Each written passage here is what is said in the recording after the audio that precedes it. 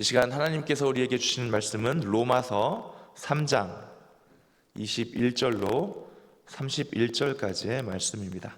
제가 보는 성경으로 신약성경 242쪽에 있습니다. 신약성경 242쪽 로마서 3장 21절로 31절까지의 말씀인데요, 저와 한 절씩 교독하시고 마지막 31절은 합독하도록 하겠습니다. 제가 먼저 21절 읽습니다. 이제는 율법 외에 하나님의 한 의가 나타났으니 율법과 선지자들에게 증거를 받은 것이라. 곧 예수 그리스도를 믿음으로 말미암아 모든 믿는 자에게 미치는 하나님의 은혜니 차별이 없느니라. 모든 사람이 죄를 범하였음에 하나님의 영광에 이르지 못하더니 그리스도 예수 안에 있는 성령으로 말미암아 하나님의 은혜로 값없이 의롭다 하심을 얻은 자 되었느니라. 이 예수를 하나님이 그의 피로써 믿음으로 말미암는 화목제물로 세우셨으니 이는 하나님께서 길이 참으시는 중에 전에 지은 죄를 간과하심으로 자기의 의로우심을 나타내려 하심이니 곧 이때 자기의 의로우심을 나타내사 자기도 의로우시며 또한 예수 믿는 자를 의롭다 하려 하심이라. 그런즉 자랑할 때가 어디냐 있을 수가 없느니라. 무슨 법으로냐 행위로냐 아니라 오직 믿음의 법으로니라. 그러므로 사람이 의롭다 하심을 얻는 것은 율법의 행위에 있지 않고 믿음으로 되는 줄 우리가 인정하노라. 하나님은 다만 유대인의 하나님이시냐 또한 이방인의 하나님은 아니시냐. 진실로 이방인의 하나님도 되시느니라. 할례자도 믿음으로 말미암아 또한 무할례자도 믿음으로 말미암아 의롭다 하십니다. 함께 있습니다. 그런즉 우리가 믿음으로 말미암아 율법을 파기하느냐 그럴 수 없느니라. 도리어 율법을 굳게 세우느니라. 아멘. 오늘 함께 읽은 이 본문 말씀은 사도 바울이 이제 온 세상이 죄 가운데 놓여 있음을 선언하였고, 그리고 이제 예수 그리스도의 복음을 통해서 완전히 새로운 인생의 전환점을 맞이하게 되었다. 온 인류가 이제 우리 예수 그리스도를 통하여서 새로운 생명을 얻고 새로운 삶을 살게 되었다라고 하는 것을 설명해주고 있는 본문 말씀입니다. 오늘 본문 말씀에서 총 3가지의 주제를 우리가 볼 수가 있는데요, 하나씩 차근차근 바라보면서 과연 우리는 오늘 하루 또 매일 하루하루를 살아가면서 정말로 그 복음을 받아들이고 있는, 그래서 그 복음 앞에 감사한 삶으로 또 매일매일의 삶이 정말로 그리스도인으로서 새 생명을 얻은 삶이고 또 매일매일 그렇게 하나님 앞에 전환점으로 삼고 있는 그러한 삶인지 함께 점검함으로 오늘 하루를 하나님 앞에 기쁨으로 살아드리는 저와 여러분들이 되시기를 축복합니다. 오늘 말씀을 통해서 볼 수 있는 첫 번째 주제는 이것입니다. 하나님께서 의의 길을 열어주셨다라고 하는 그러한 주제인데요, 21절 말씀에 보시면 이제는 이라고 하는 표현으로 말씀하고 있습니다. 이 이제는이라고 하는 표현은요, 어둠 가운데 있었던 인류에게, 즉 죄 가운데 그 어둠 가운데 있었던 인류에게 하나님의 구원이 빛으로 밝아오고 있다라고 하는 것을 알리는 단어입니다. 율법으로서는 도무지 할 수 있는, 절대 할 수 없는 의롭게 됨, 의롭다함을 받는 것, 그것이 이제 인간에게 하나님의 은혜에 의하여서 이제 가능하게 되었다라고 하는 것을 보여주고 있다라는 것입니다. 그렇다면 하나님의 이 의는 어떻게 인간에게 임하게 되었는가라고 하는 것을 이어서 22절부터 설명해 주고 있는데요, 제가 22절 말씀을 읽어드리겠습니다. 곧 예수 그리스도를 믿음으로 말미암아 모든 믿는 자에게 미치는 하나님의 의니 차별이 없느니라. 아멘. 하나님의 의는 예수 그리스도를 믿는 믿음을 통해서 주어진다라고 설명을 시작했고요, 그리고 차별이 없다, 즉 누구든지 믿기만 하면 하나님의 그 의를 받을 수 있다라고 말씀하고 있는 것이죠. 이어서 23절에는 이렇게 말씀합니다. 모든 사람이 죄를 범하였음에 하나님의 영광에 이르지 못하더니 유대인, 이방인, 남자, 여자, 종, 자유인, 지위나 성별이나 어떤 민족이든지 그것에 상관없이 모두 평등하게 하나님 앞에서 죄를 지었고 모두 똑같이 평등하게 하나님의 의를 입을 수 있게 되었다라고 말씀하고 있는 것입니다. 모든 사람들이 평등하게 죄인이다라고 하는 것을 우리가 인정을 해야 되고, 거기서부터 시작해야 우리가 온전히 구분하지 않고 우리가 누군가를 판단하거나 교만한 마음을 갖지 않고 똑같이 나도 죄인이니 나도 죄인인 저 사람을 위해 기도할 수 있고, 나도 똑같은 죄인이니 나도 똑같이 하나님 앞에 나의 모든 삶을 의탁드려야 하는 그런 불쌍한 존재임을 우리가 생각해야 한다라고 하는 그러한 부분까지 이해할 수가 있겠습니다. 그래서 한편으로는 우리가 모두 하나님 앞에 의롭다함을 받은 감사한 존재다라고도 생각할 수 있겠지만, 또 한편으로는 어떻게 해요? 나도 얼마든지 심판을 받아 마땅한 죄인인 것이 원래 나의 모습이구나라는 것을 늘 잊지 말아야 한다라고 하는 이 양면성을 또 우리가 생각할 수가 있겠습니다. 그렇기 때문에 우리는 날마다 조심스럽게 하나님 앞에 나를 점검하면서 살아가야 한다라는 것이죠. 나는 이미 의롭다함을 받았습니다. 그러니 나는 모든 것이 해결되었고 끝났습니다 라고 생각하지 아니하고, 본디 나는 죄인인 것이 맞습니다 라고 하는 그러한 자세로 살아가야 한다는 것을 우리에게 알려주고 있습니다. 그리고 다음으로 두 번째로 우리가 이 말씀을 통해 배울 수 있는 주제는, 복음의 핵심이 그리스도, 예수 그리스도의 속량하심과 화목을 위한 것이다 라고 하는 것을 말씀하고 있습니다. 24절 말씀을 제가 또 읽어드리면요, 그리스도 예수 안에 있는 속량으로 말미암아 하나님의 은혜로 값없이 의롭다 하심을 얻은 자 되었느니라. 아멘. 이렇게 말씀하고 있습니다. 여기서 속량이라고 하는 단어는요, 값을 치러서, 예를 들어서 노예가 있다라고 한다면, 이때 당시에는 노예가 있었던 문화였기 때문에 값을 치러서, 노예의 몸값이겠죠, 그 값을 치러서 그 노예를 자유롭게 해주는 것입니다.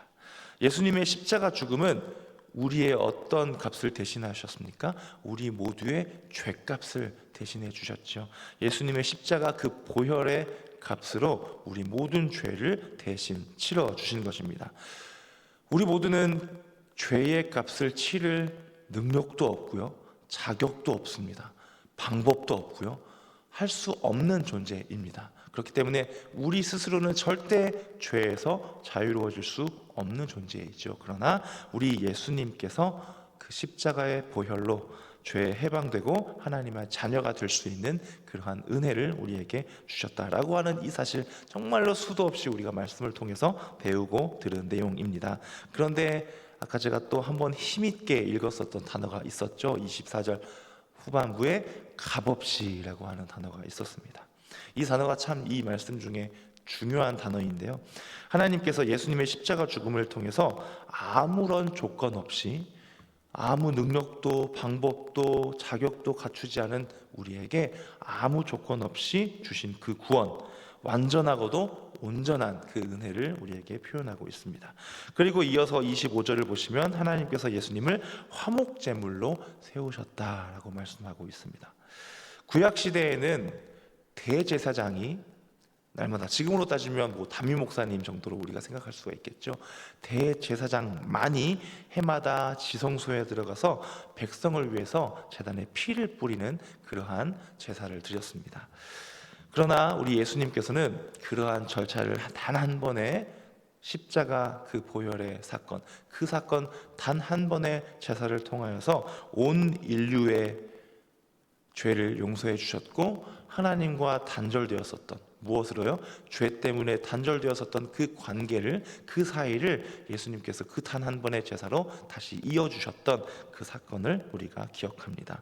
이것은 하나님의 공의로우심, 모든 인류, 모든 인간에게 공평하게 똑같이 의로우신 그 공의로우심을 만족시키면서 또 동시에 하나님의 사랑, 우리를 향한 그 사랑을 완전하게, 완벽하게 이루어 주신 놀라운 은혜의 사건으로 우리가 바라보고 있습니다. 만약 하나님께서 인간의 죄를 그냥 좌시하셨다면, 아니면 또 한 번 더 너희를 쓸어버리리라 라고, 그 전에 다시는 그렇게 하지 않으시겠다고 약속하셨겠지만 그 약속을 다시금 깨고 다시 인류를 리셋이라고 하죠. 다시 초기화 시켜버리셨다면 공의로운 하나님의 그 사랑이 완성되지 못했을 것입니다. 하지만 예수님께서 우리 대신에 심판받음으로 그로 통하여서 하나님은 공의로우시면서도 죄인을 끝까지 사랑하시는 하나님이시라는 그러한 모습을 이 말씀을 통해서 우리가 다시 한번 깨닫게 되고요. 그래서 하나님께서 우리에게 보여주신 그 화목을 위해서 어떻게요? 하나님과 우리의 화목을 위해서 완성시켜 주신 그 사랑을 우리가 기억하게 됩니다. 그리고 마지막 세 번째, 구원은 믿음으로 받는 선물이다 라고 하는 내용을 우리가 기억한다라는 것입니다. 어떤 사람들은 우리에게 이렇게 질문할 수도 있을 것 같습니다. 값없이라고 하는 아까 그 단어에 집중을 해서, 아니 값없이 그럼 공짜로 받은 거네요. 여러분들이 교회를 다니는 여러분들이 말하는 그 구원이라고 하는 건 공짜 아닙니까? 라고, 공짜라고 하는 그 단어에 약간 뭔가 조금 값이 떨어지는, 값어치가 떨어지는 그러한 뉘앙스가 담겨 있다는 것이죠. 그렇다면 어차피 구원을 받았으니까, 어차피 한번 교회에 나가서 무릎 꿇고 기도하면서 제가 믿습니다 이렇게 한번 하면 그냥 구원 얻는다고 했으니까, 그럼 당신들의 행위는 별로 중요하지 않은 것 아닙니까? 세상 사람들은 성경 말씀을 잘 모르는, 하나님을 잘 모르는 사람들은 그렇게 우리에게 질문할 수 있겠죠. 그렇다면 우리의 행위는 아무 의미가 없는 것일까요? 이에 대해서 사도 바울은 27절에 이렇게 말씀합니다. 그런즉 자랑할 데가 어디냐? 있을 수가 없느니라. 무슨 법으로냐? 행위로냐? 아니라 오직 믿음의 법으로니라. 아멘. 자랑할 것이 없다라고 말씀하고 있죠. 세상 사람들이 우리에게 질문하는 이유는 이것이라는 것입니다. 세상 사람들의 기준은요, 우리의 행위가 굉장히 중요하지 않느냐라는 것입니다. 왜요? 우리 눈에 우리의 행위가 보이기 때문입니다. 우리 눈에 보이는 행위를 통해서 어떤 결과가 다가옵니까? 훌륭한 행동을 하면 칭찬이 따릅니다. 옳은 일을 하고 올바른 일을 하면 거기에 인정을 받습니다. 그러한 결과가 따라오기 때문에 옳은 일을 해서 칭찬을 받는 것이 이 세상 가운데 굉장히 중요한 덕목이고 중요한 인정을 받을 수 있는 기준인데, 당신들이 말하는 그 의롭다함을 받는 것, 구원을 받는 것의 기준이 행위가 아니고 그냥 무릎 꿇고 기도하면서 하나님 믿어요, 저 예수님 믿어요, 십자가 믿어요 말 한마디 하고 끝난다는 게 이게 말이 되느냐라고 그렇게 따지고 있다라는 것이죠. 그러나 사도 바울은 분명하게 이야기합니다. 우리의 행위는 자랑할 것이 없다. 물론 우리 눈에 보이는 것은 행위이지만 하나님께서는 우리의 무엇을 보십니까? 중심을 보시고 우리의 마음을 보시고 우리의 믿음을 보신다라고 하는 그 말씀을 이렇게 설명해 주고 있다는 것이죠. 사도 바울은 이 설명에서 멈추지 않고 이 복음이 유대인만을 위한 것이 아니라 하나님께 택함받았다, 우리가 진짜 하나님의 택함받은 민족이다, 선민이다 라고 하는, 그렇게 말하고 있는 유대인을 향해서 이렇게 또 이야기하는 것이죠. 당신들뿐만 아니라, 우리 유대인뿐만 아니라 이방인 모든 인류를 통해 하나님께서 이 선물을 똑같이 주셨다라고 하는 그 말씀을 주셨다는 것이죠. 그래서 복음은 민족, 언어, 문화, 나이, 배경, 그 어떤 것을 상관없이 모든 것을 뛰어넘어서 모든 사람을 위한 하나님의 구원의 능력이다라고 하는 것을 말씀 이어서 해주고 있습니다. 그리고 마지막 31절에서 바울은 사람들의 오해를 이렇게 바로잡고 있습니다. 31절 말씀 한번 같이 읽어보실까요? 시작. 그런즉 우리가 믿음으로 말미암아 율법을 파기하느냐? 그럴 수 없느니라. 도리어 율법을 굳게 세우느니라. 아멘. 믿음이 율법을 폐하는가라고 질문하고 있죠. 그렇지 않다라고 확실하게 이야기하고 있습니다. 오히려 믿음은 율법의 본래 목적을 어떻게 한다라고 말씀합니까? 완성시켜주고 있다라고 말씀합니다. 율법을 하나님께서 우리에게 주신 이유는 무엇인가요? 너희들 율법을 10가지를 주면 10가지를 끝까지 잘 지켜라. 9가지 지키면 실패하는 것이다. 10가지를 잘 지키면 내가 너희를 의롭다, 의롭구나 라고 이야기해주고 인정해주겠다. 죄가 없다 라고 얘기해주겠다. 이러한 목적으로 주셨을까요? 아니라는 것이죠. 사도 바울이 왜 하나님 말씀 앞에 내가 죄인이요 괴수입니다 라고 그렇게 표현을 했겠습니까? 그가 누구보다 말씀을 더 잘 아는 사람이기에 살아보았더니 도무지 나는 말씀 앞에 나를 비추어 봤을 때 나는 죄인일 수밖에 없다라고 하는 것을 잘 깨달았다는 것이죠. 내가 죄인이라는 그 사실을 잘 깨닫게 되었다라는 것입니다. 왜요? 말씀을 잘, 율법을 잘 알고 있기 때문입니다. 율법을 알고 내가 그대로 살 수 없는 그러한 존재임을 인정하고 깨달으라고. 그래서 나는 죄인이고 나는 날마다 할 수 없는 사람이니 어떻게 해요? 나는 하나님을 찾을 수밖에 없는 존재요 하나님과 함께 해야 하는 그러한 존재입니다 라는 것을 날마다 고백하라고. 그래서 율법, 하나님의 이 말씀을 우리에게 주셨다라는 것입니다. 그런데 1세기 유대인들은 율법과 할례라고 하는 그러한 종교적 행위, 그리고 그로 인해서 얻을 수 있는 사람들끼리 주고받는 인정, 그것을 몰두하여서 그 특권에 기대어서 구원을 확신해 버렸다라고 하는 것입니다. 나는 율법을 이만큼 지켰으니 저 이방인 율법 이 말씀을 알 수조차 없는 저 사람들과는 나는 다르다. 나는 율법을 열심히 지키고 있기 때문에 나는 구원받은 의인이요 저 이방인 저들은 알지도 못하니 어떻게 말씀을 지키겠습니까? 알지도 못하는 저 사람들과 우리는 다르다라고 했었던 그 사람들이 많이 그렇게 생각을 했었다라는 것이죠. 하지만 그 안에는 무엇이 있습니까? 인간의 자랑하는 마음, 또 서로가 판단하고 정죄하는 마음이 있었기에 정작 가장 중요한 공의로우신 하나님의 그 은혜를 놓쳐버렸다라고 하는 것이죠. 이방인들은 자기 기준을 따라 살면서 또 스스로 의롭다 여기며 살았을 것입니다. 우리의 모습도 이와 같을 때가 있는지 함께 점검해 보면 좋을 것 같습니다. 신앙 연수가 오래되고 또 봉사를 많이 한다고 해서 스스로 의롭다, 물론 이렇게 직접 표현을 하지 않을지라도 우리 마음속 어느 곳 한켠에 그런 마음이 얼마든지 자리 잡을 수 있다는 것입니다. 우리 인간은 모두가 똑같지요. 인정받고 싶은 마음이 있을 수 있고 때로는 보상 심리가 있을 수도 있습니다. 내가 이만큼 열심히 신앙생활했고 이만큼 내가 봉사도 열심히 했고 누구보다도 내가 모범적으로 교회를 잘 다녔는데 내 삶에 그래도 이 정도는 돼야 되는 것이 아닌가? 그래도 사람들이 나를 이런 시선으로 나를 바라보는 것이 맞지 않은가라고 하는 그 마음이 어딘가 조금은 있을 수 있다는 것이죠. 근데 이게 어찌 보면 너무 자연스러운 우리 인간의 습성입니다. 인정하자라는 것이죠. 이런 마음이 아니요, 나는 절대 이런 마음이 들지 않습니다. 저는 자신합니다. 아니요, 그렇게 자신하지 말고 나도 똑같은 인간이니 얼마든지 내 마음속에 이런 마음이 들어올 수 있습니다. 그러니 어떻게 해요? 예수님께서 제 안에서 그 마음을 다스려 주시옵소서.